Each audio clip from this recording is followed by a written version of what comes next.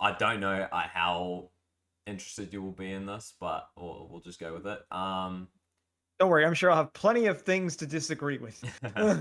so so there's a new anime coming out, or no, it's Mhm. come out recently, and Hell yeah. I found out about this one from a creator on YouTube called Toynami, and how do I even talk about this? So, how interested do you think you would be, um, knowing that there is an anime with the creator and character designer, no, the creator of quintuplets behind character designs, um, the director for Fire Force Season 2, and the studio that made Komi-san Can't Communicate and the Apothecary Diaries.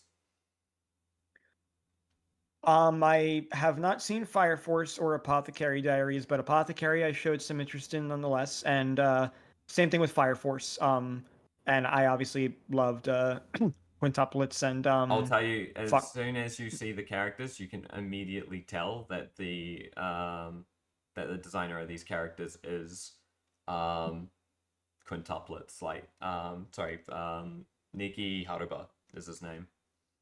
Okay. Yeah, I mean, like legitimately, all of that sounds really good. So, like, obviously, I would be interested in checking something out So, that had that many people that I liked behind it. so it's an anime called PON, or otherwise known as PON no Michi, and right now there is no legal method of you being able to watch it at this time. As no streaming service has picked up the anime. So there is no possible way to watch it in the East right now. Oh, sorry, West. Yeah. Yeah, no possible way at all. Hang on a minute. I need to varnish my peg leg. Give me a second. Yeah, yeah. But yeah, so currently there is actually no one that has picked up the show at this moment. Mm. And I will try to link Swainami's video into the reasons why. But there's a couple of reasons that this anime is currently not available to any of us. Um, Probably the biggest thing is that it's mostly about Mahjong. Um, Oh, okay. has to do with a couple of Mahjong players, and obviously, um, of the games that exist that originate from Japan, Mahjong is probably one of the most complex and not the most like well known among other players, or sorry, among other people. Um, Funny enough, I remember my great grandmother actually used to play Mahjong. Um, and she, Yeah, I'll be real. That was the first thoughts that came called to mind when you said mahjong. I got senior homes and retirement centers it's just like funneling in my brain. bro, it's actually kind of depressing.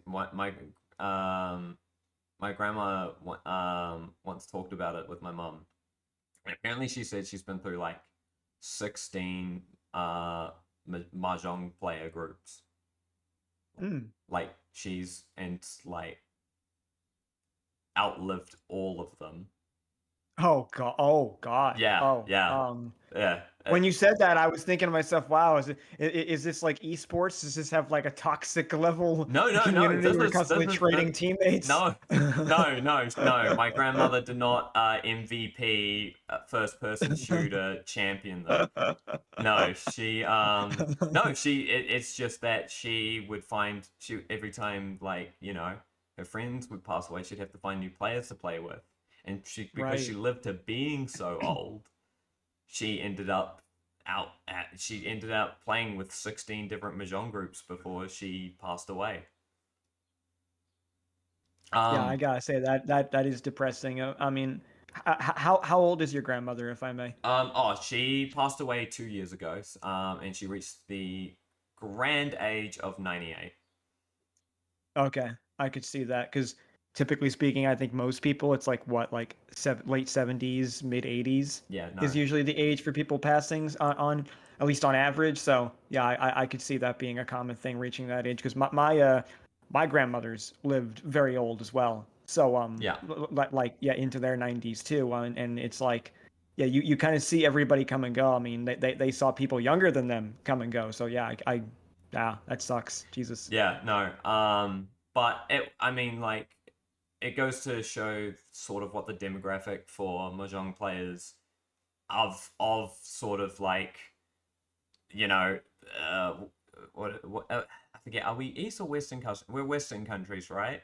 We count as the West largely. Yeah, yeah, we most definitely do. Obviously, I mean, I count as being in the far east, farther yeah, east. yeah, yeah. I was gonna say you're kind of like a middle ground for that because like obviously you are the East, but like your culture, I would argue, I feel is a little bit more West in a Yeah. lot of regards. I So mean, so if I think about it from the perspective of the way they look at like Singapore or like Malaysia or Indonesia, I guess that would make us Southeast Asia. But obviously, we're our own continent in New Zealand. But yeah, yeah. Anyways, the point is, it's the so there's a lot of so mahjong. anime. Yeah, yeah, yeah, yeah. So back to the anime. So there's a lot of there is a lot of mahjong centered around it. Like a lot of the players that get involved with the other like women characters in the show largely have are largely just sort of like sports based, and it's meant to be interesting, kind of, even if you don't know how to like follow mahjong. I believe it's kind of like the same way as like how other shows can be like interesting if you're looking at like Yu-Gi-Oh or something. Um, I'm Well, not let's too look at sure. look at most sports anime for a minute, right? Yeah, Like I find traditional sports insufferably boring and chuddy. right. And but like I while I think that sentiment is kind of shared fairly broadly amongst a lot of our culture, you know, subculture, I'll say like gamers, you know, anime watchers, artists, etc. Mm, The difference is that you'll find a lot of people who partake in them because they do really outlandish and outrageously ridiculous things in the sports anime that makes it more appealing, on top of the fact that a yeah, lot of us tend to like slice of life. I mean, like something simple, like even if the anime is rooted in reality, you'll still see like such dynamic movements of like, ah, yes, this man jumped up and kicked the football and yeah, fucking yeah. like, you know, it lit on fire and then it like went swooshing down the field like fucking, I don't know, 30 yards or some shit and into the net, and Okay, it's like, oh yeah, okay, soccer is hype. but for real, you should absolutely watch Blue Lock because it's a great anime. No, but like, yeah, as far as Mahjong goes, it's definitely, I think, not going to build an audience in the West. I don't think that a lot of Don't worry, people. they'll move that piece across the board with such ferocity and swiftness that you'll think that it's the fucking Flash. This woman just broke the Speed Well, Force Shogi has a taking lot that of good. piece. Well, Shogi's kind of the same. Shogi has a lot of good anime adaptations, and it has a lot of good like ones as far as representation in other animes that might not have to do with shogi. But Hmm. yeah, mahjong is definitely a weird one in comparison. Um, Yeah, but I'll say this, right? You know, there's something similar in this regards, as far as it being weird, right? And I think you'll agree with me when I'll say this. I watched I watched actually an episode of a Trash Taste, and I think they were talking about it with Connor about a potential for a chess-based anime. And right. let's be real, right? Like, unless you're super invested in chess, a lot of people find it boring, but I think a chess anime would be appealing to people because I think it would have the level of mind games you saw in Death Note. So like, but So you know, my thoughts on a chess related anime. The thing that really sort of the thing that rubs me the wrong way about it is that chess is a much more Western game. mm, It's mm, it's something that while it would be a good anime, I feel like it's not really made at all for a Japanese audience. I think that Well, a Japanese well, look audience at would enjoy baseball and it. basketball, right? Like that's an example too that I've seen in anime, and I would argue basketball is exceptionally Western. Yes, but baseball is extremely popular in Japan. Um, No, I know baseball is, but like we have a basketball anime, and that's pretty popular. And like isn't it Slam Dunk? I think that's very popular. oh, dude, Slam Dunk is absolutely. The problem is that Slam Dunk has a lot of advantages as well. In terms of its production, but yes, you're absolutely right. I yeah, But it's also I think something it that could work. I I think it could work. I think that when looking at sports anime in general, the big problem is that a lot of these do have pretty decent popularity in Japan. Chess is not extremely popular in Japan. In fact, grandmasters from Japan, I don't know if a lot of people even know that many that come from Japan. Obviously, the most notable ones are outside of English speaking ones are Mm, usually from Russia, or they're from mm, Sweden, mm. or they're from Norway. A lot of the most popular ones are more European countries, and Right. I think probably one of the biggest reasons why we don't have a chess anime yet. The only Mm. reason we would see one coming into fruition is if something like, well, the only way that I believe that my theory on how we would get one eventually is more likely we would see it being developed by Crunchyroll or Netflix or something like that. Yeah. Yeah, probably. And then yeah, we would see it later.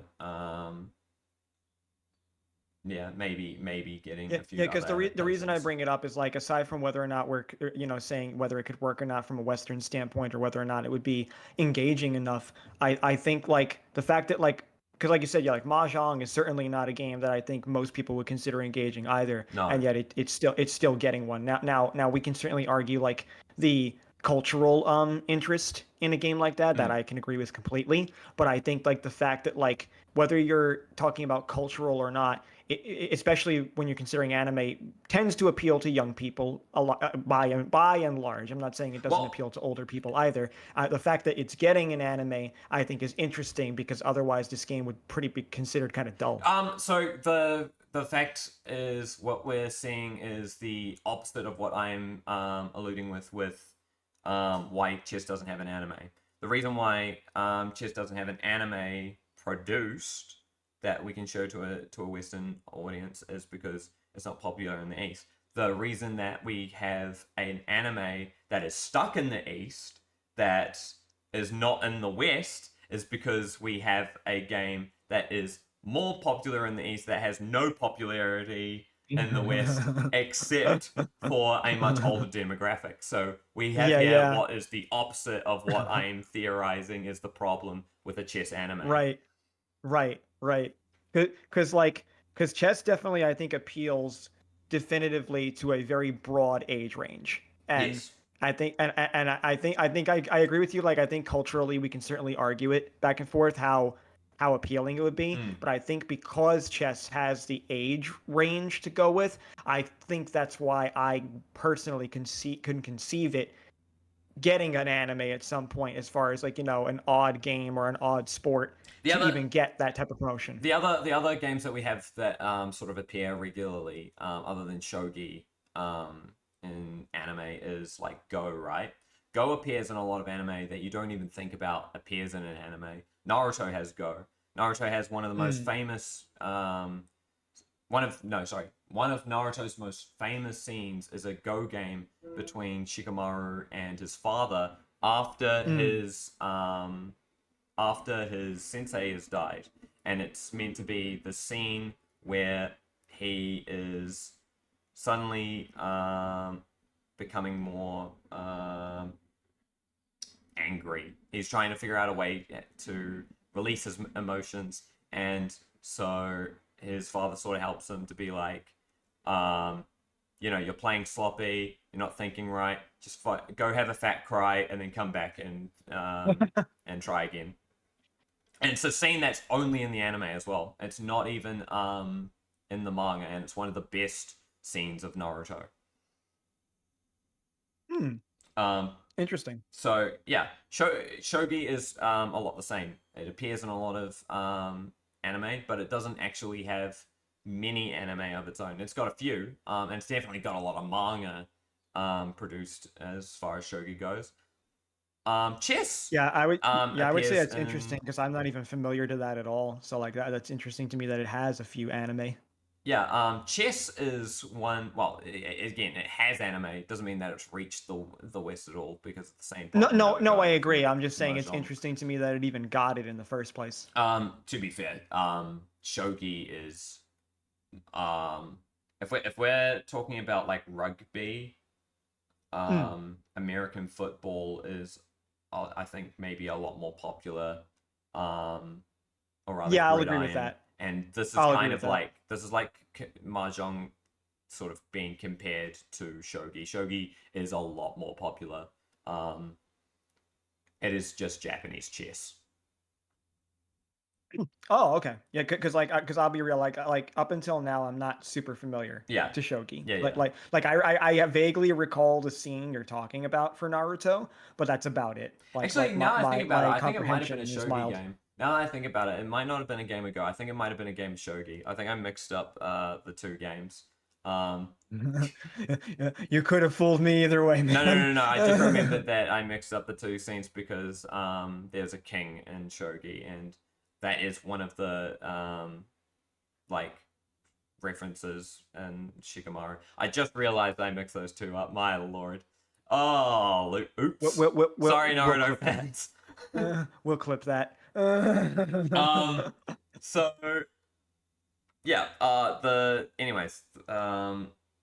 My by and So large, Mahjong. yeah, yeah, yeah. So by and large, I don't think that I don't think that like mahjong will transfer over to the West very easily. I actually forgot where I left off. If I'm being honest. But the whole point of bringing this anime up is that it's very What interesting because it like if you see any shots from this, and I'll show you some shots after we're done with the podcast. we'll put some stuff up on the screen for you Yeah, guys so you can see. definitely. The it looks like an anime that should be um well known. Like it has everything going for it as far as design, as far as animation, as far as characters. It looks like an anime that should be well recognized. And it's just funny to me that there is no yeah, streaming service that has picked it up. So at the moment the only way to watch it is It not so legal.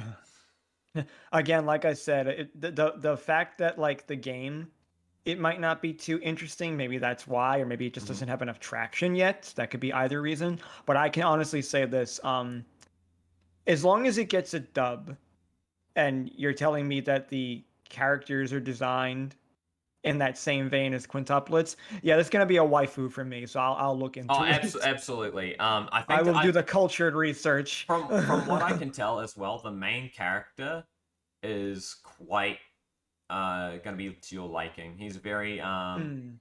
like he seems to be a very serious shogi player, and his like very serious attitude towards the game sort of bounces off the characters. From what I can see, just from what I saw in Suenami's video, is very appealing. Um, I Okay. think it's something that you'll resonate with, like sort of the same way that you resonate with what's that? What's Call of the Night's main character? Yeah, yeah. Because like I'll be real, right? There's a lot of animes that I think we can agree where the protag kind of just sucks. Yeah, No absolutely. matter like there are very few animes that I because I don't, as everyone knows by now, I'm an avid slice of life watcher.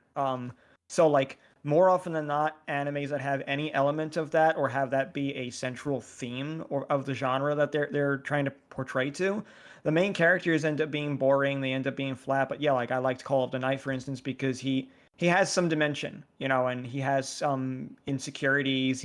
He's not that self-insert character that everyone can be like, ah, yes, this guy has a harem. I can relate to him. And yeah, there are some harem elements in Call of the Night, but you kind of can't just insert yourself into Ko.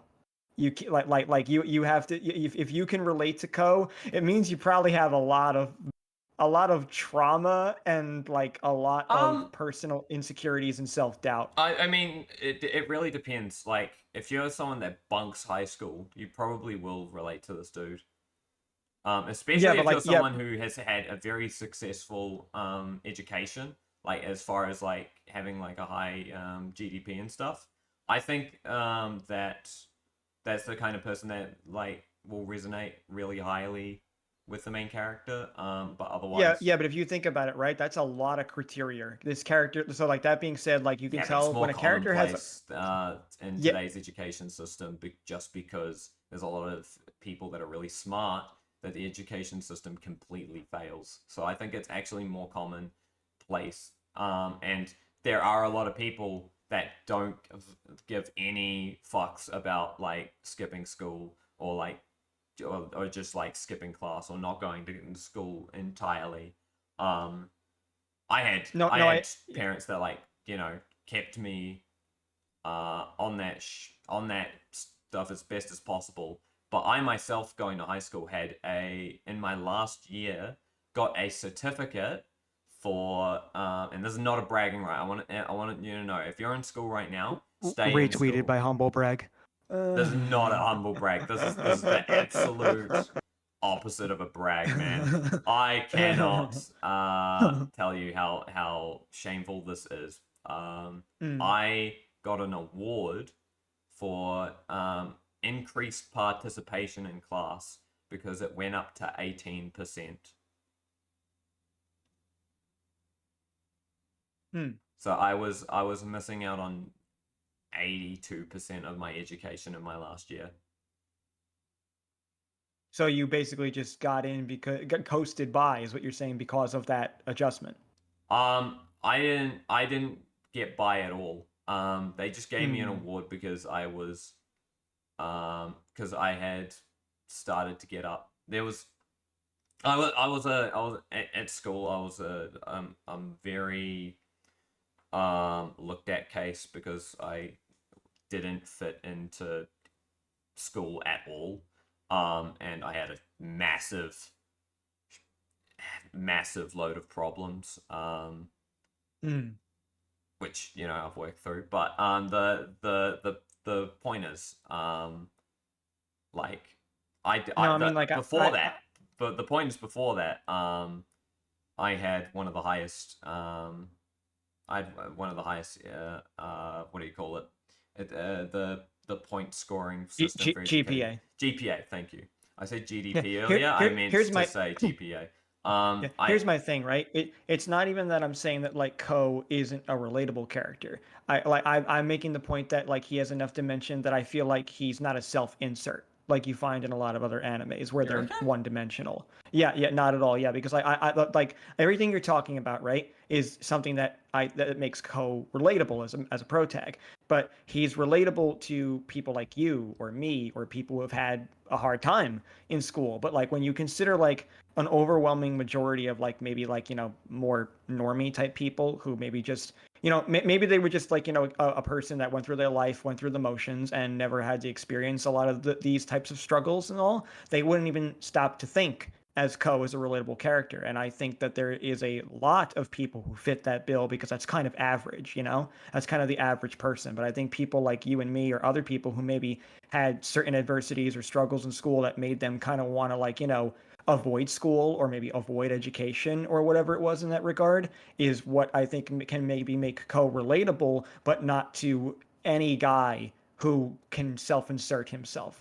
It's not like fucking it's not kind of like you said like that typical brown hair protagonist like say like Tatsumi or Yeah. something was in a Kame ga Kill that's a self-insert and it's like oh he's the guy who loves everybody and like Ko put on that face but Ko hated that he and eventually he got to a point where he's like I'm tired of being perfect kid in school and getting the perfect grades and scores and having everybody, think that I'm relatable and nice, and sociable, when in fact I'm everything but. This is the mask I wear because I don't want to deal with any of the actual things that go with it. Yeah. So I don't think that Ko fits that at all. I think he's relatable to a small demographic.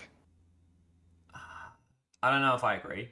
Um, Mm. I think, but I will say I have been really annoyed with the fact that it has been over like 4 or 5 weeks now, and there's no new chapter. Do you know how much Yeah, it's annoyed me that I haven't seen yeah. how this progresses? I don't know why. It might be because that the next manga chat, like the whole volume needs to be released. I don't know what it is, but man, do I want to see what's going on, because they've stopped at a point where it's like frustrating.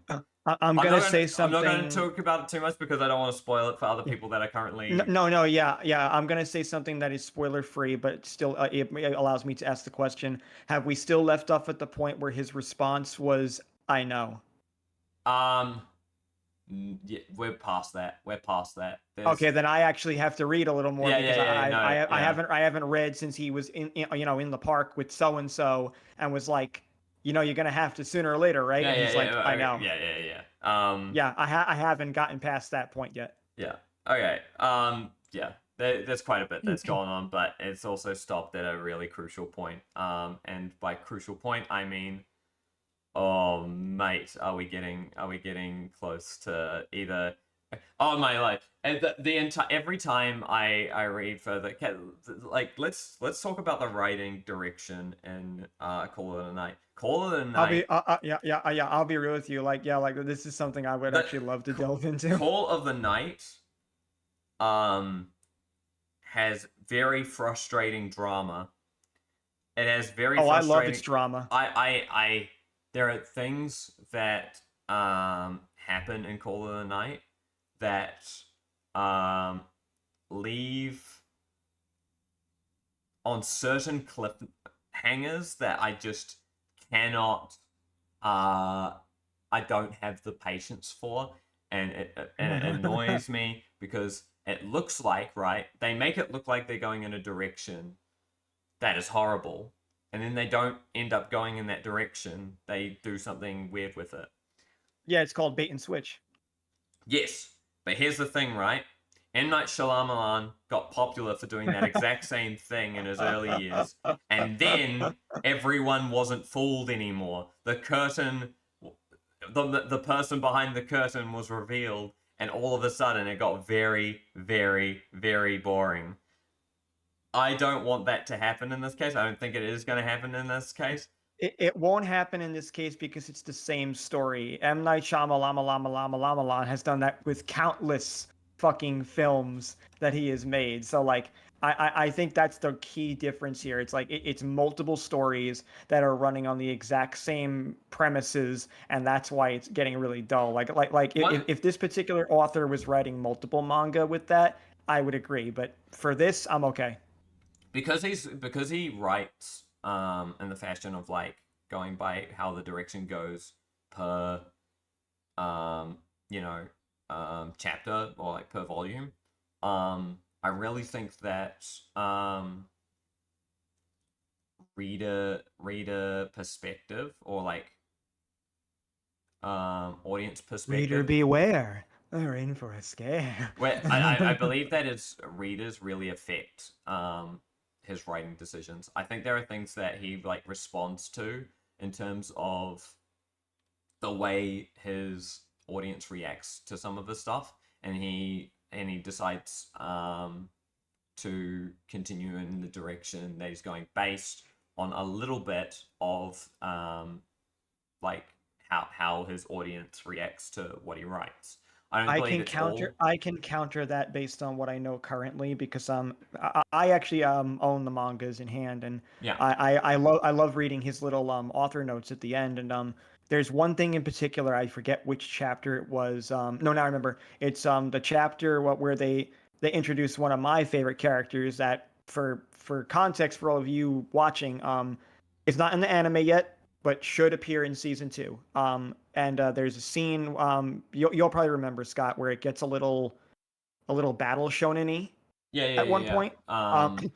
That scene at the end of the manga, he flat out says, "Wow, I can't believe I just did that. I can't believe this just happened," or whatever he Yeah, says. I'll yeah. be real. Sometimes when I'm writing, I don't know where it's going So until I see how the characters behave or would act in that scene. So I truly think the characters is what is guiding him, and it's not the audience. no. So I am aware of that author's note. What I'm also saying is that like I believe that because of the way he writes, it allows him to also decide how the story is going to go um, after he's already produced the chapter.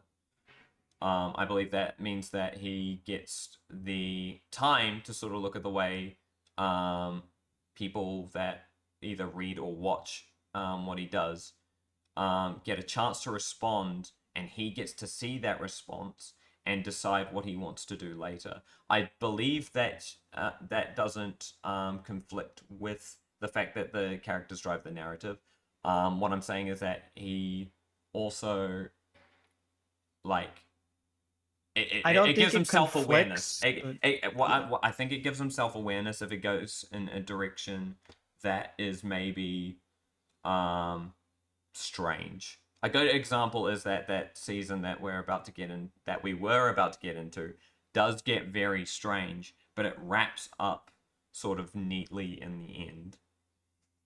Like I think I mean I agree Call of the Night is strange, but I like that about it.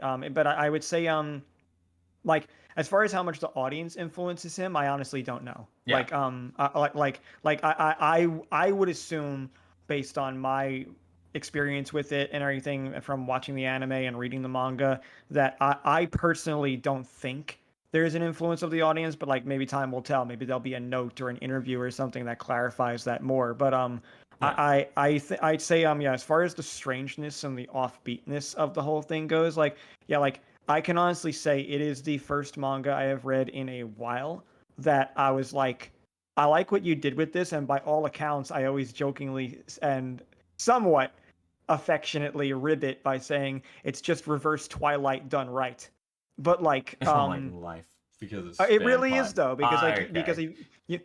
you've got the boy who wants to be a vampire. He has to fall in love with the vampire girl. It actually Yeah, and the part that's done right is that nobody sparkles in the daylight. It's actual vampiric lore. yeah. Like they may embellish some things, but nothing deviates I from the original notes of the I lore mean, of vampire mythos. I mean, it depends how accurate we're being. Obviously, these are not Transylvanians that have like N- uh no. But the concept of the mythologue of the the, vampire actually is kept pretty faithful. Actually, did you know that there are actually quite a lot of powers that vampires originally had? Did you know that they could actually turn into wolves? I do know that they had shape shifting. Yeah, Yeah, yeah. They could also, and obviously they can turn into bats and all sorts. yeah. I like because let's be real. Like the problem with Twilight is that like they do this skinwalker thing with the werewolf stuff, and Yeah, there's no it's just weird. It's just yeah. You're fucking talking about weird. the fact that it's like meant to be based on like sort of South America, oh sorry, North American culture, right? Yeah, because like a lot of it when you look at it is just like this does not feel very accurate or faithful in Right. any way to the original lore of like vampire It's not mythos bad or for werewolf mythos. it's not bad for a spin on how to do it in terms of like American culture. I don't No, it's bad. I It's bad. I will go I on record and I say it's bad. Flame I me in the think its comments. execution. Ugh. I think that its execution is bad. I think there are good ways to absolutely do the same sort of thing because obviously Fair, like fair. if you look at Skyrim's werewolves are sort of more based in um what's it called pagan uh culture, pagan Which religion. also is a better choice, honestly. And I mean, it, again, I think its execution is what should be measured. I don't think that. Skyrim does I it I think very execution and lore should like hold hands a little bit. They don't have to hold hands excessively. Like we can deviate, we can be creative, but like when you when you consider how much of the original lore of things is like well. ignored or shit on, How you know. how would you if execution goes hand in hand with law, then um what is in your opinion um Mhm. a good like how much value does a good idea have over its execution?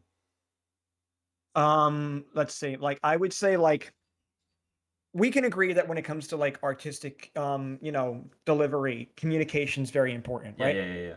But like, what Now, would you say that yeah, no, this has a point, Okay, but okay, I wouldn't be saying if it didn't have a point. all right. So like, so like that. So like, if we can agree with that, I think that when you look at execution and and the creative idea, if the creative idea deviates further enough away from, say, base lore or original concepts that you might be collecting it from, like some sort of mythology or maybe like a religion or whatever, something else that you're sourcing the material from. If it deviates a bit too far away to the point that it becomes more confusing or possibly even recognizable to the audience, then it's going to leave a level of distaste.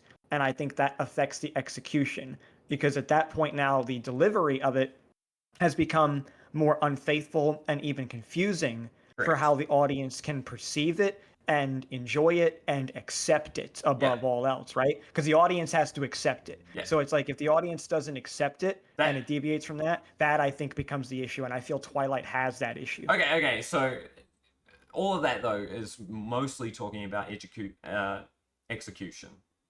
It's not In really big talking part, about the yes. original idea. Well, in big part, Let's but talk I about feel an the idea. creative idea that goes with it. Let's talk about an idea that's like not based on anything, right? Like, or rather, Okay. might have like simple references to things, or because like if we're talking about original idea, then we're talking about something that is already sort of based on something else. You're talking about is more like when someone sits down, it's like, oh, I had an idea, but I didn't look anything up or do any research. This was just my idea. That Yeah, kind yeah, of yeah, base yeah. They level. think Yeah, agreed. they've Yeah, got an idea, but it's definitely based on something that they've lived or like experienced. yeah. Personal experience and like personal concepts What? rather than yeah. Yeah. Got you. What? How much value do you think it has in comparison to the execution? Like, do you think that the execution Mm. matters more, or do you think that like I the I idea?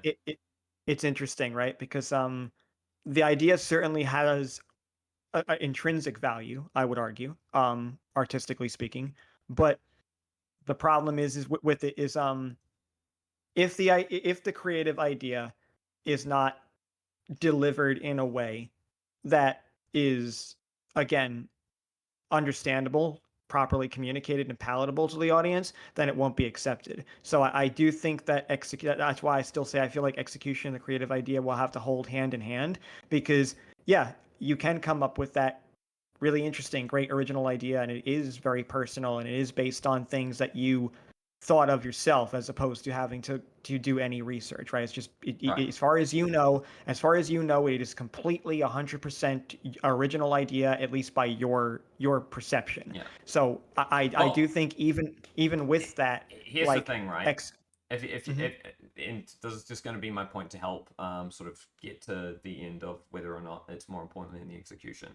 I believe that researching is a part of execution because if you don't start by researching the idea, you have the idea and then you either look research more on the subject to find references, um, or you don't you just sort of go, you know, continue along executing it the way that you have in your head, the way you want to do it.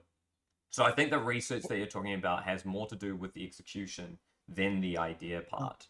Well, here's the thing, right? There, you get some people who might not technically do research, but they have like maybe subconscious references, right? So, like for instance, let's say someone writes like a Narnia-esque story, you know? Yeah, And maybe they grew up loving Narnia, yeah. but maybe when they were writing the story, they weren't really thinking about it influencing them, and they didn't bother to look up any research on, oh, characters in this particular franchise are based on this mythology or this or that. And Like in that case, they may still be running on something, like I think sometimes the research is just reference points in well, their own head. well, research is just like the knowledge and experience, right? So if you don't need to research, then um how you go about showing your idea will still be based on the execution of your idea. If you've got knowledge in this subject already, or you have experience in the Mm, subject already, yeah, then fair. however it is shown is going to be shown in the execution. I think that the idea itself, being built upon stuff that you already know, versus built on stuff that you're just sort of like have a basic knowledge of, like what we'll say with Twilight. I think your research and show into how much you want to care about that is the important part, which is what I was saying with like the Twilight.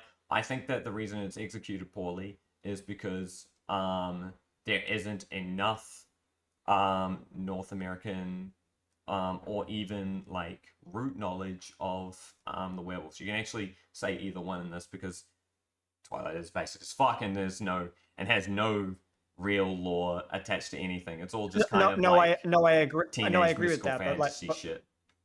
no, I agree. But like that's what I'm saying. Like we can agree then that that obviously affects the execution. You Correct. know, because like, No. That's what I'm like, saying. That is the execution. I'm not saying it affects the execution. I'm saying that is the execution. oh no, I think it affects the execution. Like 100, I wouldn't argue that it is the execution. I feel it affects how effective the execution is. The execution is shown in the final product. You can't really show like again the ideas No, that Twilight. I know you can't I know you can't show it, but it's like the idea of like padding your stats, right? If you don't do enough beforehand to have a good frame of how you can determine how, because like you could do market research and you can make estimated guesses of scenarios of how something might be received based on what you're doing beforehand, right? The prep work, Yeah. the actual creative process. So that's why I'm saying I do believe it still affects the execution, because if you're not thinking enough about certain things beforehand, and I know you can overthink, I'm not saying that, but I think if you're not thinking enough beforehand, then the execution does get buried by that. And that's why I think people need to focus more on that so that it doesn't affect the execution as badly as it does in some cases. Well, it's like at the end of the day, it's still gonna be like like I think the result of that product is the execution itself, right? Like it's not. No, I mean, it is to an extent, Yeah, but like, I the mean, like, idea is I more feel like just there, like I feel like the result I feel is the delivery. I mean, the execution is the delivery, but the result is like the audience reception. Like the execution is how it's performed, how it's conveyed, how it's created. But I think the perception then is the result, because like at the end of the day, how the audience receives it is the end result. well, no. I I'm talking just about the result of the product, not the result of what response to the Yeah, but isn't media. that part? Yeah, but I would say that's part of it. It's not part of the product.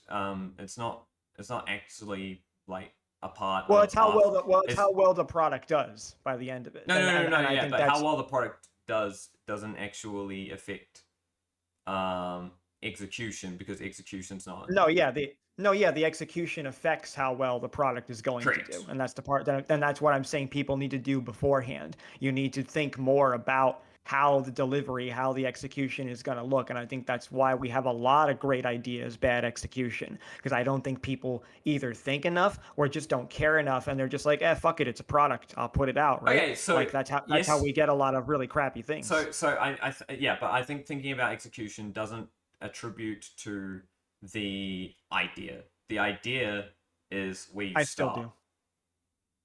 Yeah, but I still think that contributes to it. I think the idea Or contributes to yeah, the it's execution. it's also well, yeah, but like it doesn't it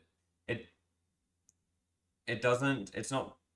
How do I put this? I'm trying to figure out how to put this. Okay, actually, no. In summation, then, do you think that the idea is more important than the execution after everything that we've sort of said? Because you said it goes hand in hand, but from what we've discussed, even by sort of a small margin, it doesn't feel like a 50-50. If I were to say which one is more important, it's a little bit hard because I can't quantify which one's more important for one reason. Because while execution does affect how it's going to be received, that is more of an issue of monetary, results. Whereas like the idea in of itself is the creative part. So like Yeah. as an artist, I can certainly say I might value the idea and the artistic process and the finished piece of art more. But if the execution Well, the finished piece is part is is the. I think we should attribute to the execution. I think we no, should no, I attribute agree. that. I agree. I Yeah. agree. So that's why I'm saying like if the finished piece of art has bad execution, then I may not even end up enjoying it anymore, even though I liked the original idea and some of the process of the work. So honestly, I guess if I really think about it, I would say execution, I think, matters more. Yeah. So in this case, I really like the idea that was sort of beneath the layer of Twilight about the direction they took with werewolves. Um, but I agree that the execution of it is horrible.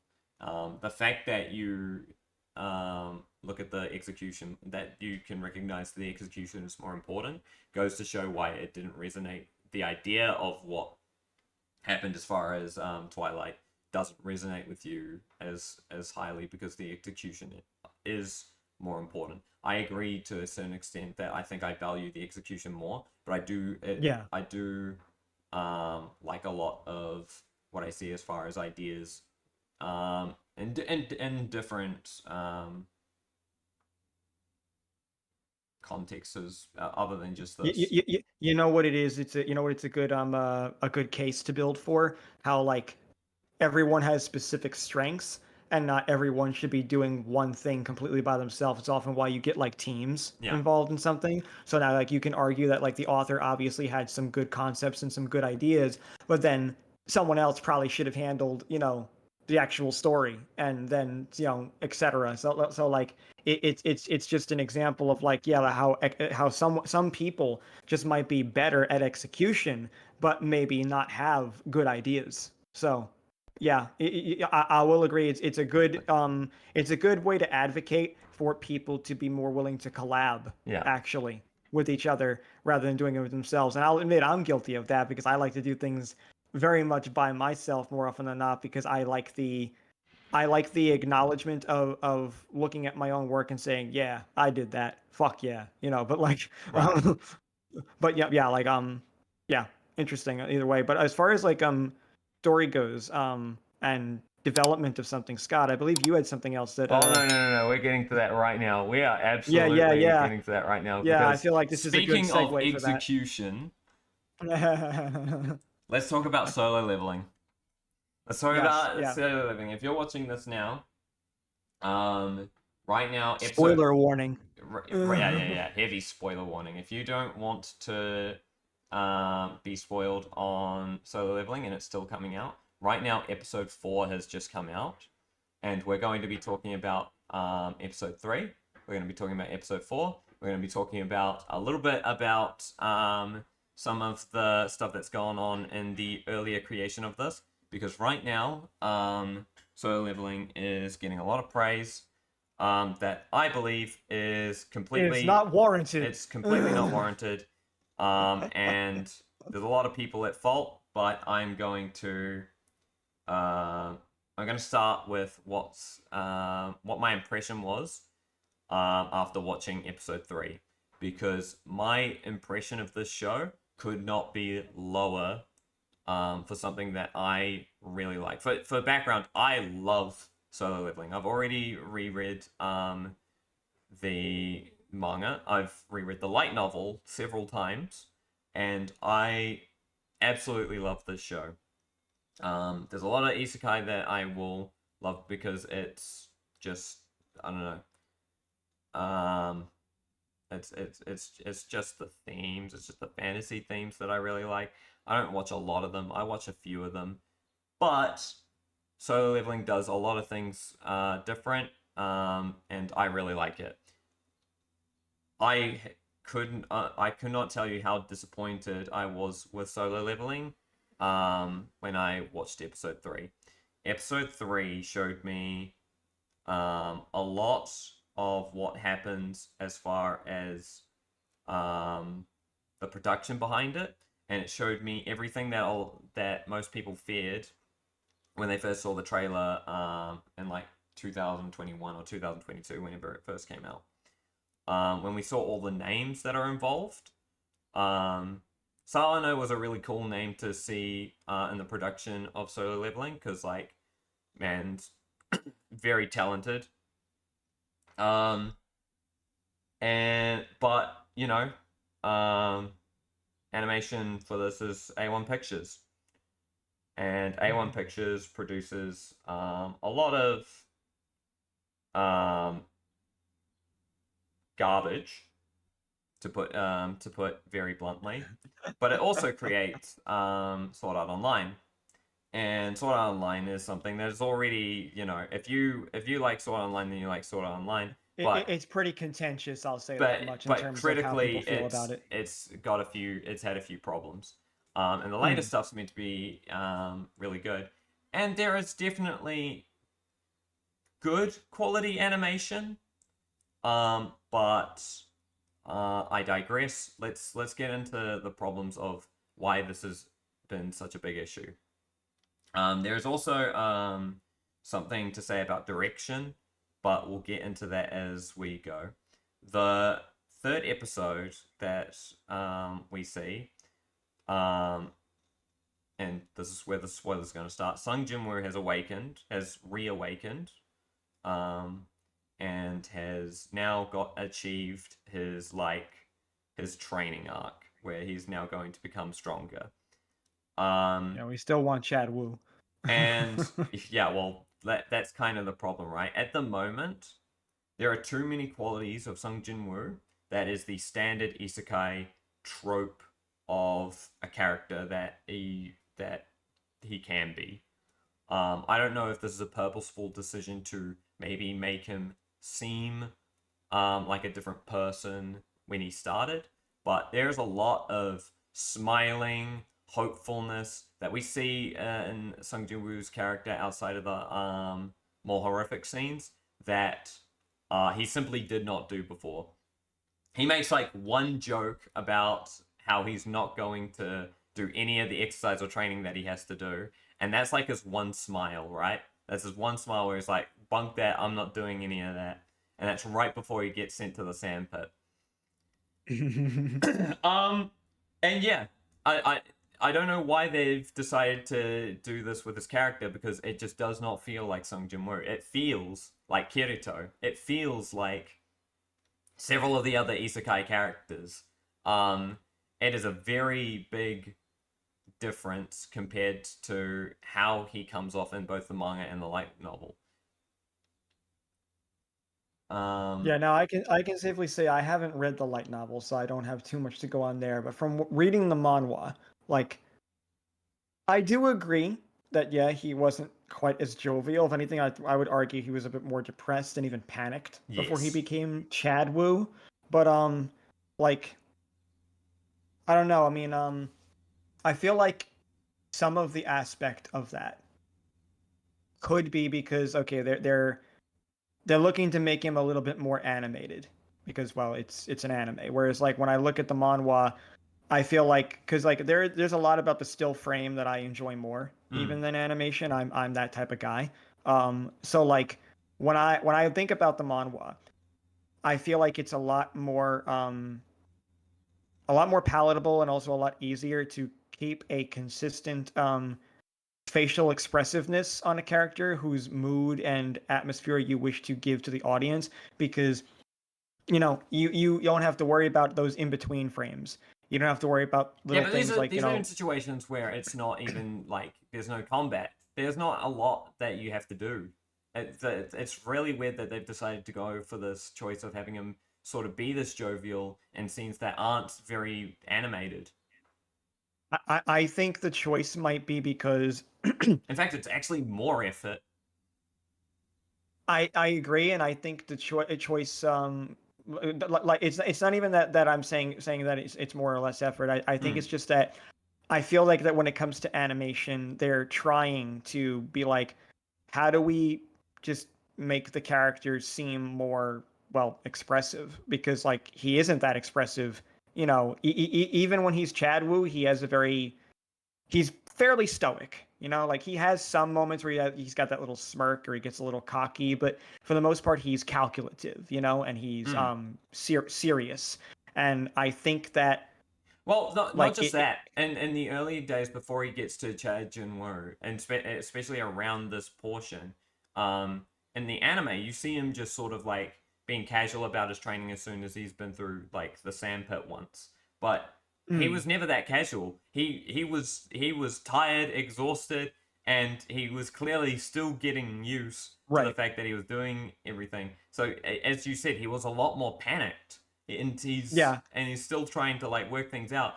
A lot of it is just being treated like a chill breeze, like he wasn't just murdered like 2 days ago. I think some of that might have to do with pacing as well, Uh, because like I mean, it's episode. yes, but it's also I think just an entire like it's a strange shift in um I can agree.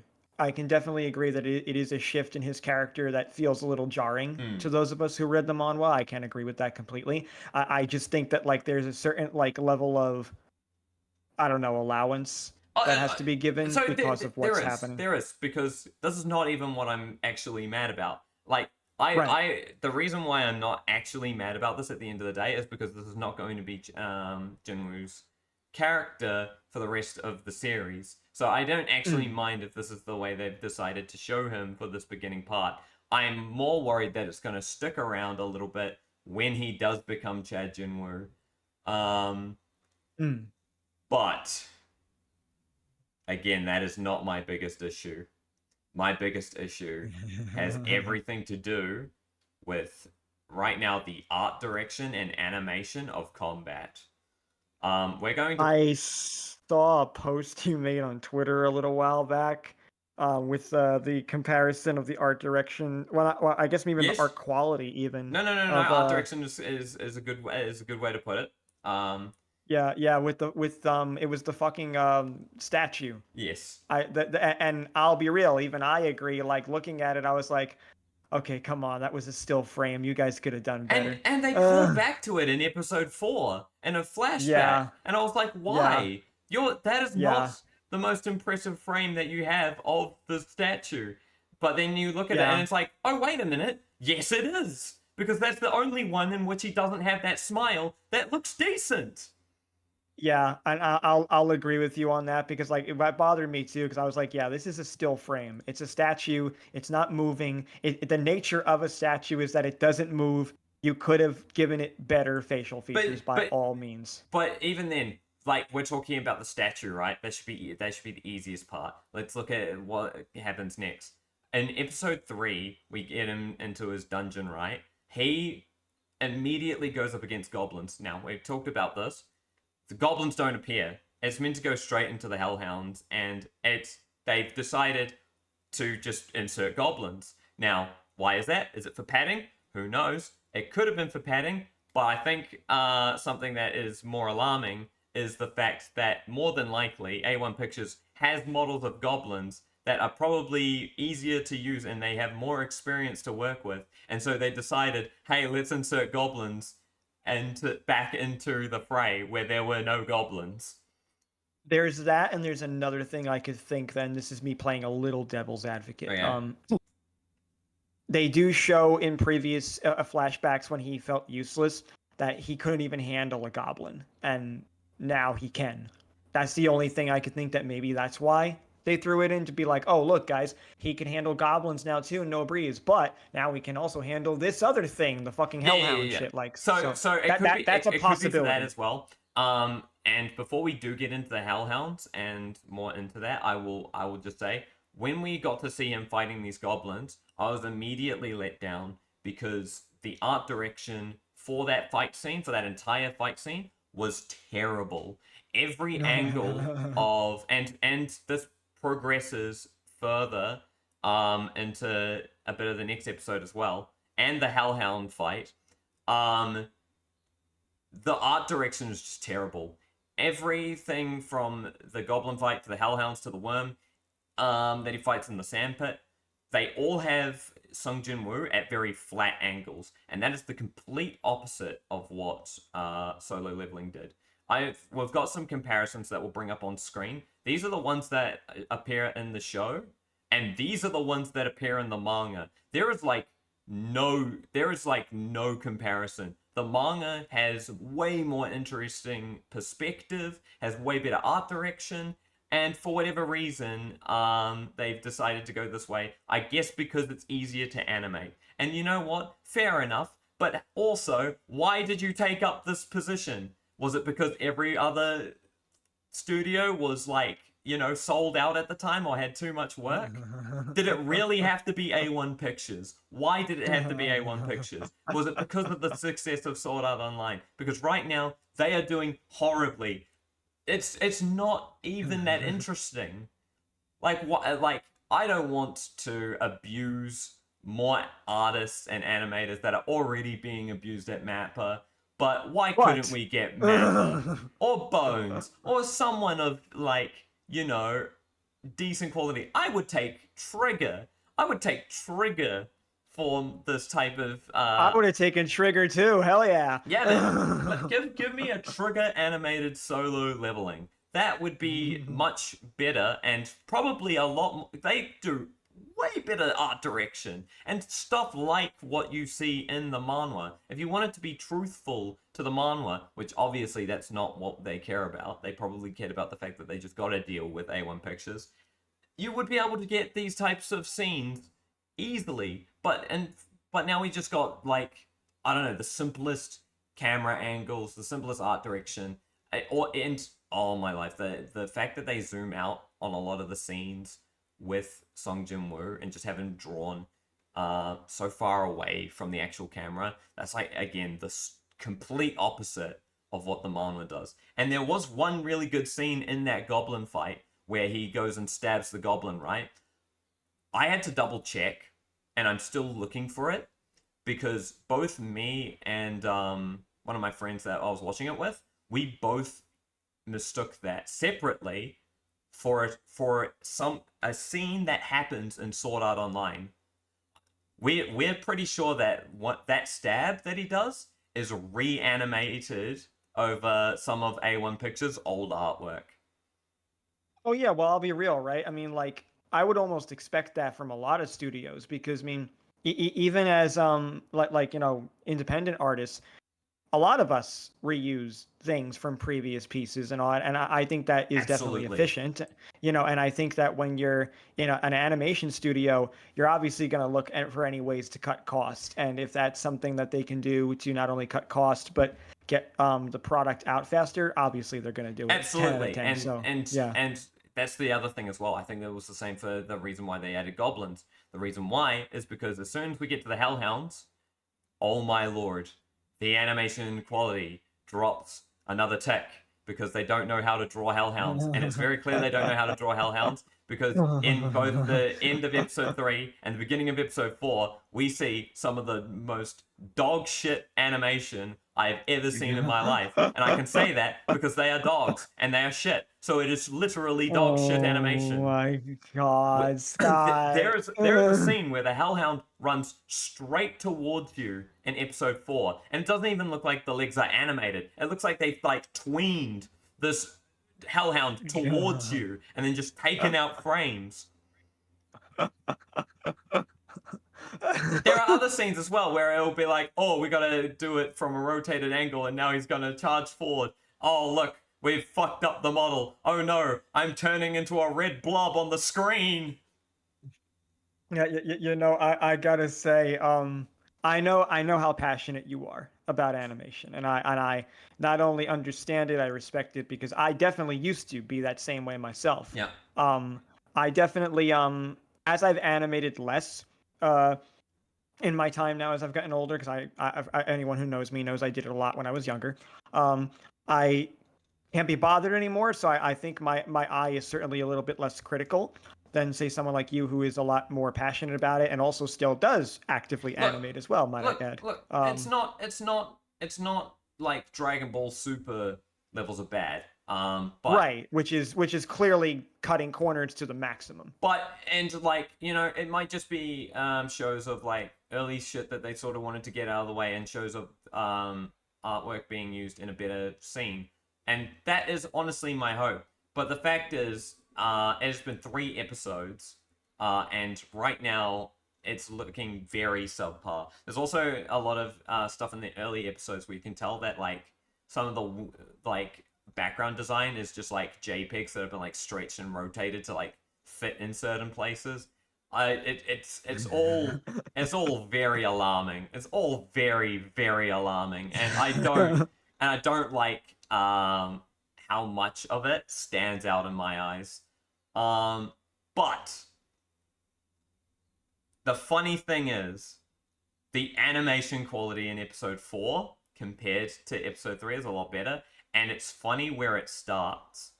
As soon, because me and my mate were watching episode 4 together before you and I watched it, Yeah, and yeah, definitely. as soon as he picks up a sword, the animation quality suddenly rises back up, and I went, "Oh my lord!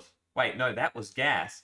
And and my mate looked at me and went, "Wow, the protagonist suddenly has a sword, and suddenly the animation gets better. I wonder why that is." And I was like, "Oh, right." Yeah, no. It's okay, bro. The sword was that gave him the power of budget increase. Apparently so, because suddenly everything looked a lot better. It's amazingly better, actually. It was a stark difference as soon as he got a sword in his hand. And I mean as soon. Like, as soon as he grabbed that sword, all of the animation seemed on model. And I was like, Mm. what the absolute hell? I was shocked. It became such a different show. And like the Hellhounds were still terrible. Um Most of them anyways. But yeah, like um yeah, a lot of the animation started to pick back up. The art direction is still terrible. They're still doing like scenes from points that are just terrible compared to the manhwa. There's a scene where Song Jin-woo looks at the Hellhounds and is like, compared to the statues, these guys aren't so bad. It is so much better in the manhwa. And I hate to be that guy, but literally, he says that compared to these guys, he's like looking at them like they're scummy. He's like, you guys are pretty weak. That has so much more impact, and they had way more to work with, but they just didn't care about that scene enough. And it's like, it's the fact that it seems like these guys have no care for the source material that I really don't like. But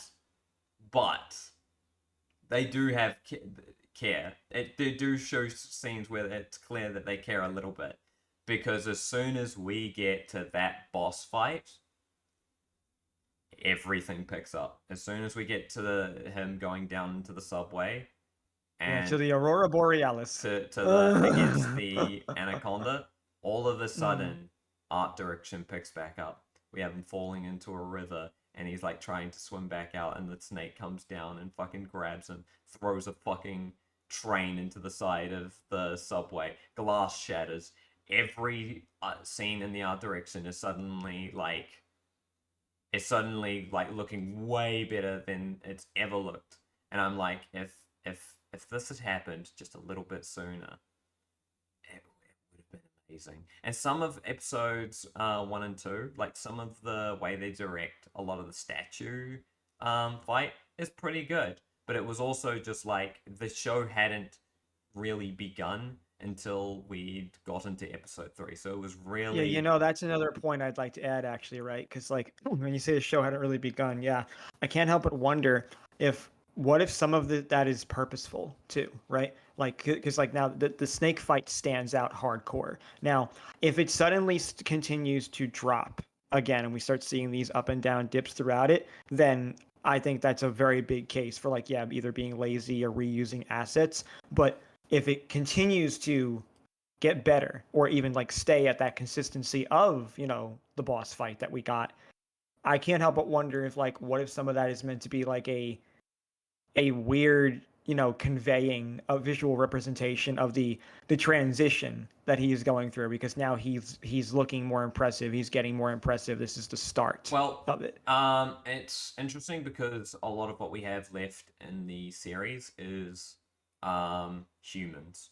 For most of the Mm. part, while this does have a lot of while Solo Leveling has a lot of monsters, from what we can see for the rest of season one, considering that's going to be the fight with Egress and the fight with the Knights and the fight with the hunter, the lizards, all of which are basically just human fights. So I don't think we're going to see any problems. The art direction will be what will be judged mostly, but all of these are stuff that are basically going to be on model and to shit that they've done in the past. So they're going to be experienced in doing a lot of what is the rest of Solo Leveling's animation, which is like it is good for it, but it's not going to be really a testament until we've got a lot of what's to come in season two. Mm. So it's going to be pretty hard to be critical or to like hold up the show past this episode because they're going to have it really easy. That the what should hopefully happen is that it's not just good but outstanding.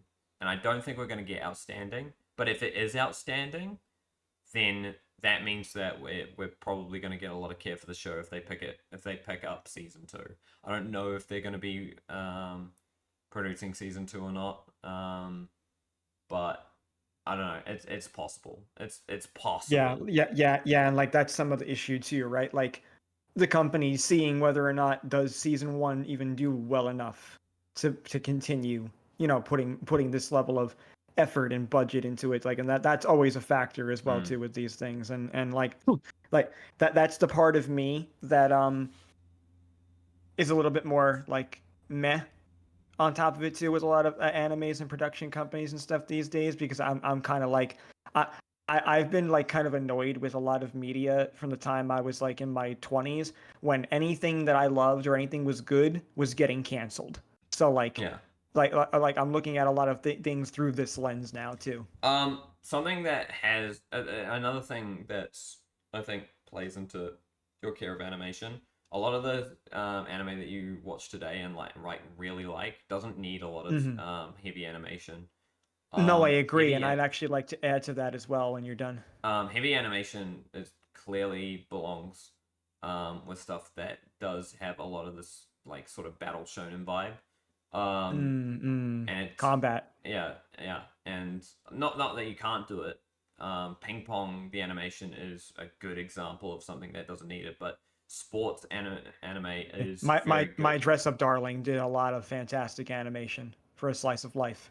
Um, That has some really good okay, so fucking frames. it's got good art direction. That's I think the most important part. It's got pretty good animation still, but the big part of it is the art direction. They do a lot of scenes that they've decided we're gonna zoom in on this aspect. We're gonna show all of the animating of like hands and all sorts. Yuri on Ice had the same thing, and it was very like contested to be. In fact, my dress up darling has basically sort of what we can compare to with the animation, and a lot of people share on the animation of Yuri on Ice because it beat Mob Psycho, and it probably didn't deserve to beat Mob Psycho, but in other aspects, I reckon it absolutely did because it has the same sort of focus in animation as My Dress Up Darling, but with a lot more added to it. There's a lot of very beautiful attention to frames in Yuri on Ice. Out just at like in between frames, outside of keyframes, that make a lot of Yuri on Ice's animation wonderful because they look like anime characters rather than just completely humans doing the moves that they're doing, and they're clearly like most of them are done using human models as the references. So, or Mm. you know, actual ice skating references. Same thing Yeah, with they took a lot of care with the choreography. same thing with the example we're using here. They've My Dress Up Darling uses a lot of the actual like cosplay making um as like a lot of its focus, and the animation on making those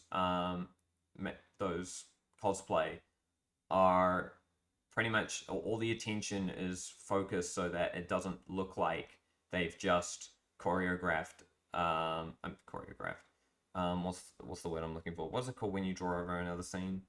Storyboard, No, when you like take a video, right, and you animate over it, there's a rotoscoping. rotoscoping. Yeah. So it doesn't just look like it's been rotoscoped one Hmm. for one from like another Yeah, human. That's a big agreed. problem with a lot of anime scenes that don't that try to do like regular people things in the middle of their like battle shonen. There's like a really famous scene where Itachi's cooking an egg for Sasuke, and it looks like the most horribly rotoscoped animation that you've ever seen. Um, and it's a good reason why Yuri on Ice and My Dress Up Darling both deserve praise.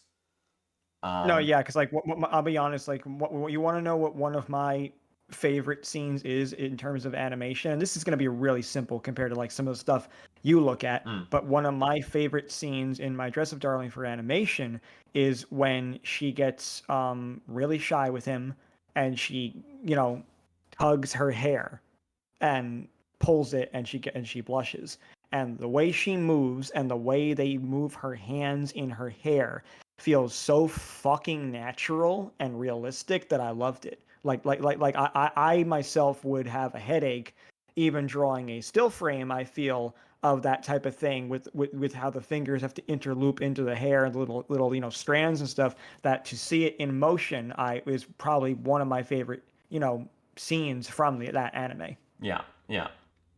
No, yeah. I know which scene you're talking about. Hmm. Yeah, no, I think that to some extent.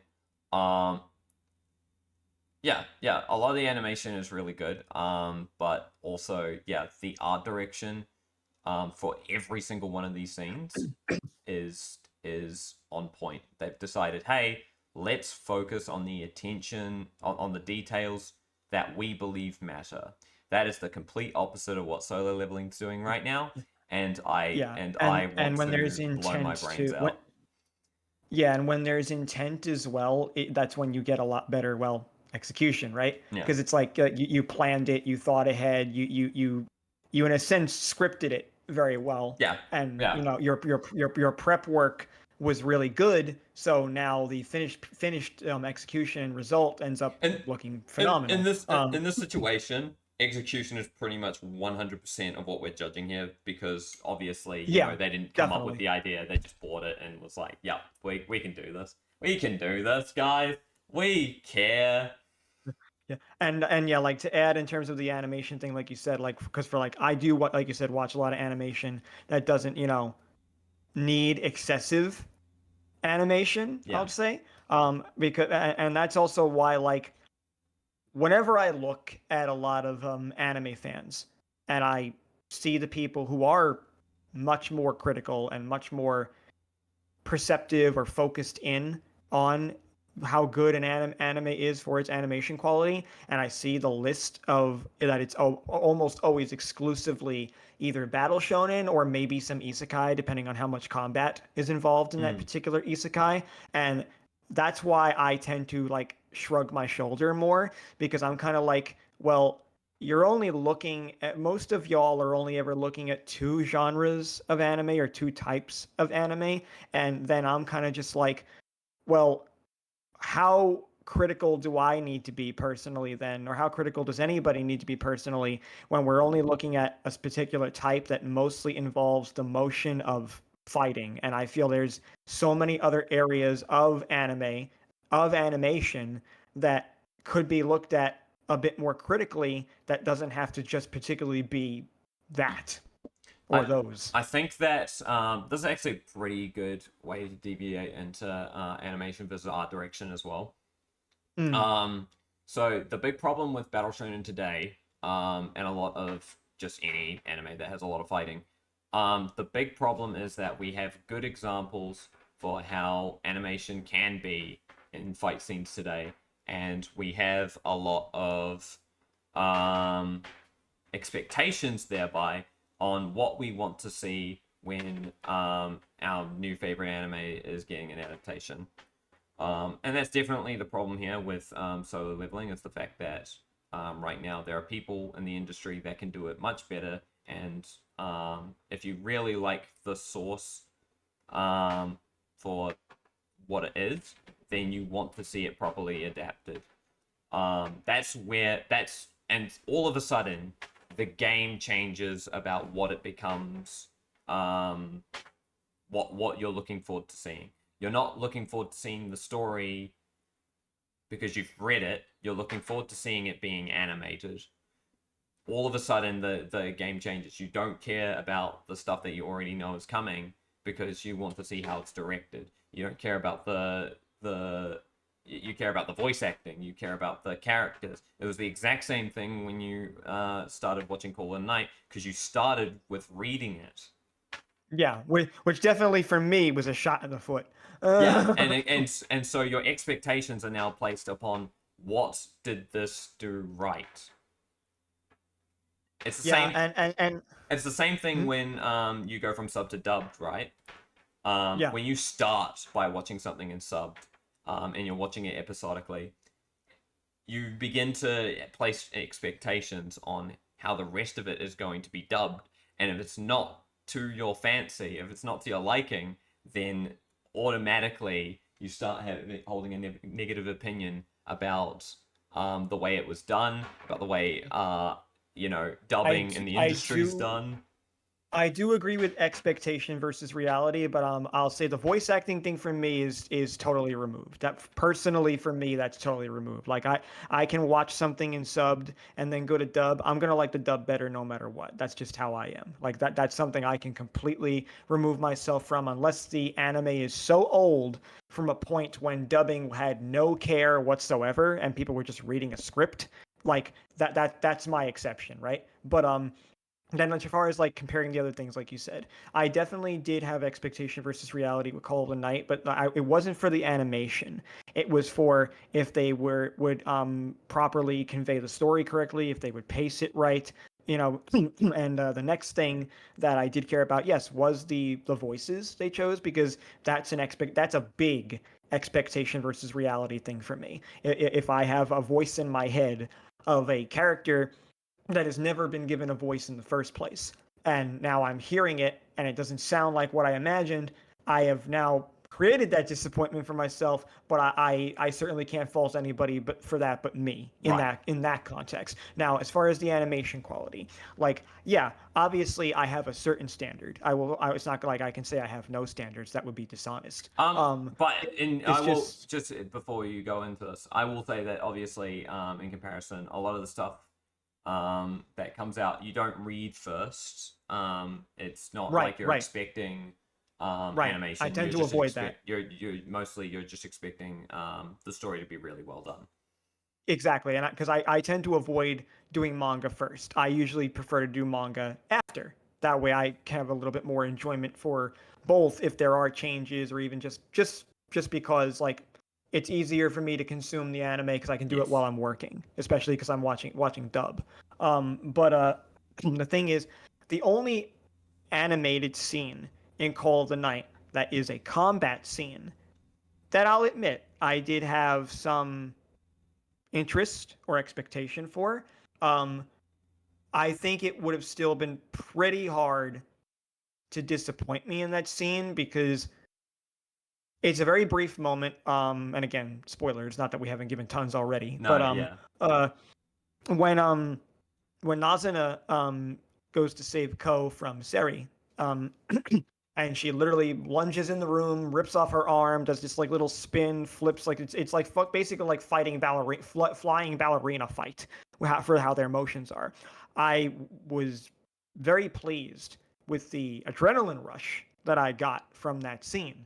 And it's probably the only scene in all of season one that you can easily argue is, oh my god, is this like a battle shonen now? Are we getting into combat like that? It's the only scene you can argue has much more intense animation because yes, again, it's a fight scene, Yeah. so to speak, as brief as it is. Which But um like I don't think there's much that they could have done, or too much rather that they could have not done, that would have disappointed me, because right. like the scene in the manga is great, it's intense, and I love it. But just having seen it in motion, period, was automatically a thrill for me. I think I could get more lost in the experience of the situation rather than having my artistic eye come out and start being critical of Right. it. So ultimately, I'm already used to looking at animation regardless. It doesn't matter whether I've read the manga or not. Right. But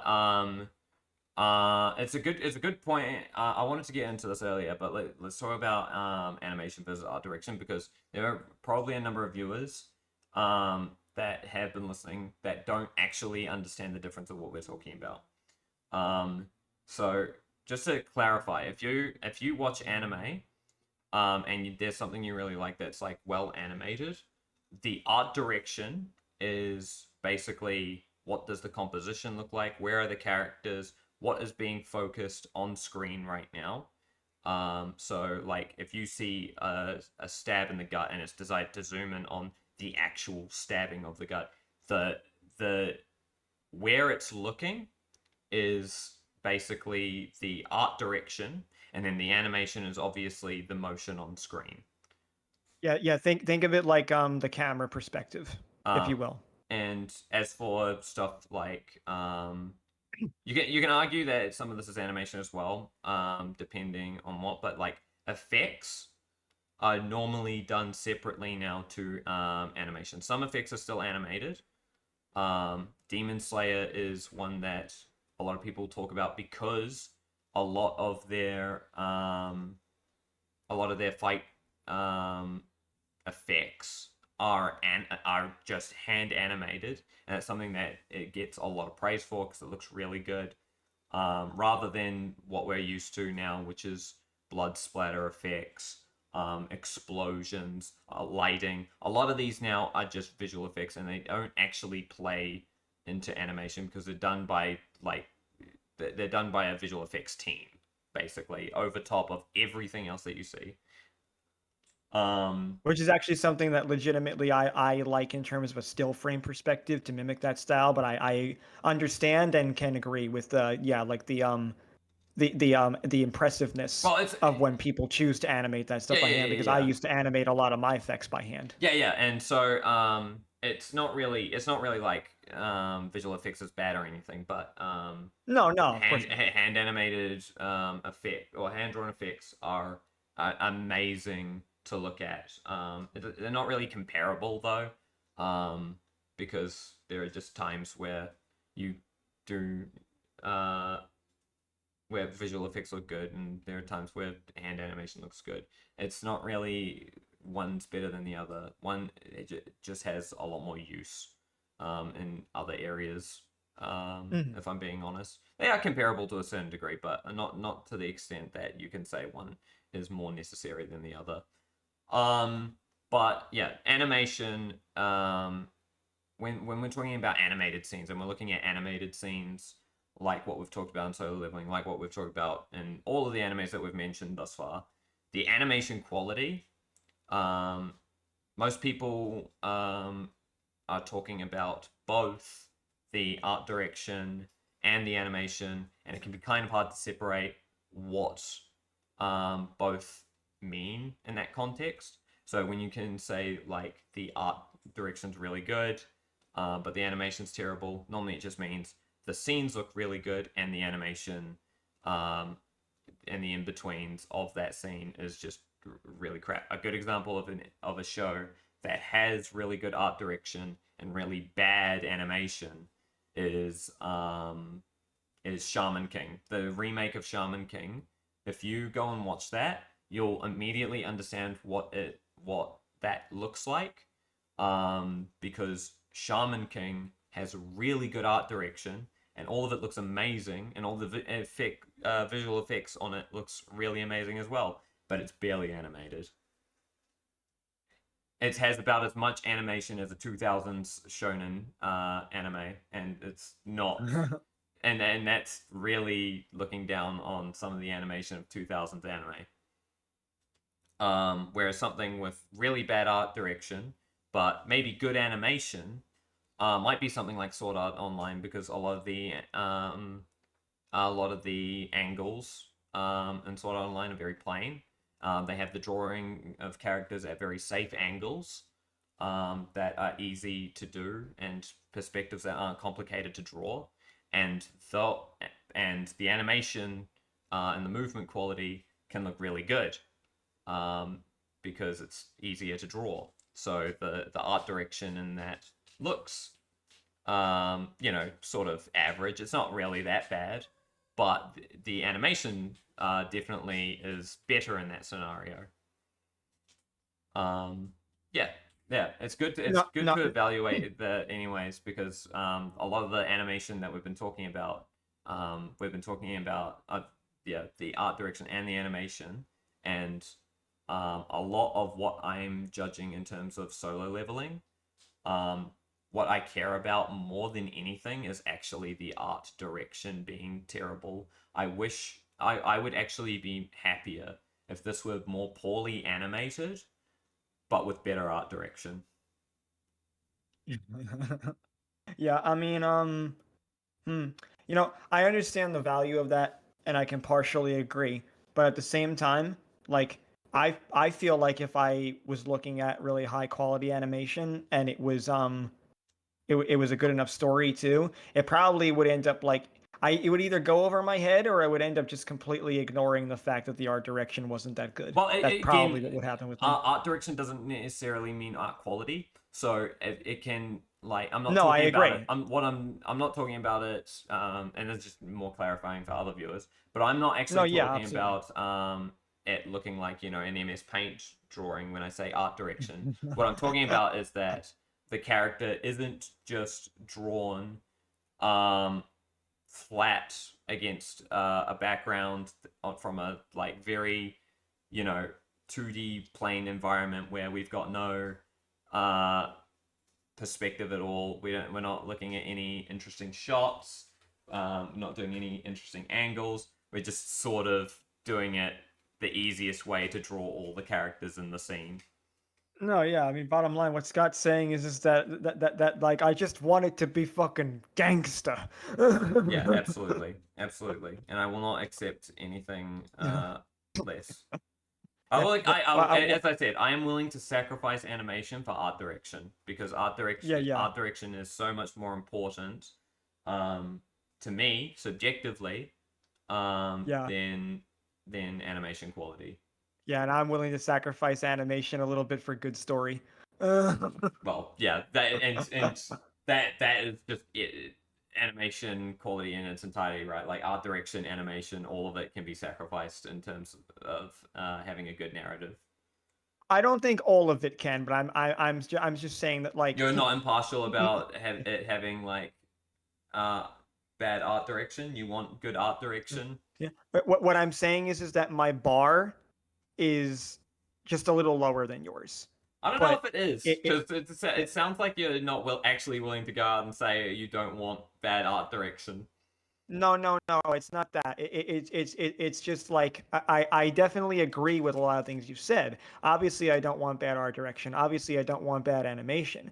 But like my bar for what I would consider to be, again, in my subjective opinion, bad animation or bad art direction, I definitely think is lower and less critical than yours. That's the only difference. Like if you're a 10, I'm probably like a 7, I'd say, in terms of how critical I'm willing to be. Maybe I'm even a 6 depending on what I watch or whatever. But like I just think I'm lower on the scale in terms of what my bar is for it. But because I can agree and understand I can agree with and understand a lot of what you're saying and what a lot of your personal issues are with this stuff. It's just like I'm a little bit more accepting and a little bit less bothered than you would be. That's the only real difference, honestly. Yeah, yeah. No, I think that's completely fair, and honestly, I think it is just because a lot of what I'm looking for, I want to see great animation. I want to see great animation. I don't want to Mm. see. I want to see good story, but I really want to see good animation because a good animation is something I really appreciate. It's not that Yeah. it's not that I need um it's not that I need great animation over storytelling. It's just that I want to see good animation. I will appreciate a story if it's good, Yeah. even And I if think the a lot of story. that comes down to passion and personal experience. Yeah, yeah. Even if the animation is bad, even if the art direction's bad, even if the art quality is bad, I absolutely want to see a good story. But I Of don't. course. But I really want to see good animation. It's why I Yeah. can't get into a lot of different shows. And honestly, the fact that I haven't continued Jujutsu Kaisen yet, even though I've seen season one, is kind of like I should watch it because I've heard that Mappa has done their absolute best work in it, and it just hasn't stuck with me because it is kind of bare bones shonen, but the Mm. but the animation quality is out of this world, and I definitely need to watch more of it. If you're a Jujutsu Kaisen fan and you're watching this, I do want to see more of it. I just don't really care for a lot of the story. I just think it's mid. Cancel him. I'll go on record. Jujutsu Kaisen, I think, is 100% mid. You can Cancel fight him. me in the comments on that Synthesize too. it, and I mean not synthesize him. Fucking uh. Anesthetize. Oh, I've lost the word. We're getting to the end of the episode anyways because Yeah. I'm starting to like cool down, but it's been a really informative episode. So I'm very happy with everything that we've talked about so far. I hope that you guys have liked it as well, honestly, because I think that there's important stuff that we talk about that we don't go enough into, and we just assume that you all sort of Yeah. know it as we do. Yeah. Yeah. There actually is another point I would like to close on because like when I said passion and personal experience, right? Like even like right down to like as I said, I don't animate too much anymore, but like one thing that I always took away from my old animation series back in the day was I never felt like my animation was that great, and I think there a lot of people would agree, even though they liked my story and they liked my ideas, which is a big reason why they stuck around for it, and I think that is personally also another reason why I am the way I am because I while I like my artwork and while I love my writing, my animation I don't think is up to the same This is par as those aspects So are. this is the Um, one. This is the one place where you have separated your animation and art direction when you're talking about animation because, um, like when most people are talking about animation, they're talking about both. And sometimes mhm. it's unclear that they're talking about both, or it's unclear if they're separating both. But I know you're talking Yeah, about animation because you yeah. do not appreciate the fact that the art direction of your animation was what was amazing about I, I, your old show. I won't disagree with that as well. I do think my art direction was pretty good because I had a lot of clear intent and planning. So Yes. I can appreciate and agree with what you're saying there. But like I think that's why some of my views even cultivated the way they did because I when it comes to writing, I do not have to think. I can spew out an amazing story and I can write gangster lyrics and all that fucking shit. Like writing is something that I'm really good at and I don't have to try to do it. Yeah. Like so I think that's a big factor too why like I'm because like if you think about it, right, another thing I'm really critical of even is music, and my music criticization is probably on par with that of your animation criticisms. So so that's why I said before, I think a lot of it definitely comes down to passion, personal experience, and Mm, even just like even like a lot of what your current crafts are, you know? yeah.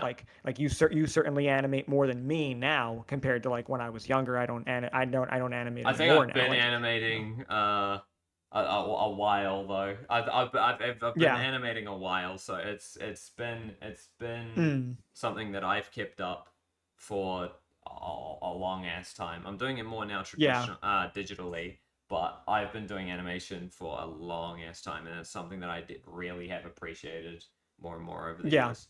And No, that I definitely agree. applies to everything that we've been talking about here. Definitely. 100%. But yeah, Yeah. I think we've kind of gotten through a lot of what we wanted to say.